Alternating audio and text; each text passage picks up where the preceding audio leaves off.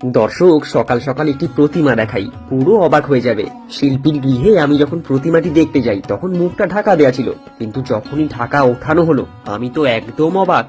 প্রতিমার শিল্পী শ্রীযুক্ত প্রবীর দত্ত মহাশয় আমাদের শহর কৃষ্ণনগরের একজন গর্বের সন্তান। মৃৎশিল্প ছাড়াও তিনি বহুমুখী প্রতিভার অধিকারী। সেই বিষয় নিয়ে পরবর্তীতে না হয় একদিন আলোচনা হবে, কিন্তু আপাতত তোমরা এই প্রতিমাটিকে দেখো। আমি যখন প্রতিমাটিকে প্রথমবারের জন্য দেখলাম তখন আমার রিয়াকশন কি ছিল জানো? সম্পূর্ণ কিং কর্তব্য বিমূঢ়।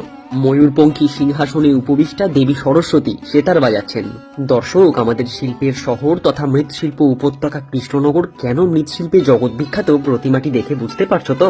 এই হেন প্রতিমার ক্ষেত্রে বাংলার একটি শব্দ নিখুঁত, এই শব্দটি বোধহয় এখানে যথোপযুক্তই হবে। তোমাদের একটু ভালো করে দেখানোর উদ্দেশ্যে আমি কিন্তু একটু সময় নিয়ে দেখাচ্ছি। আমার যা মনে হচ্ছে তোমাদেরও কি তাই মনে হচ্ছে?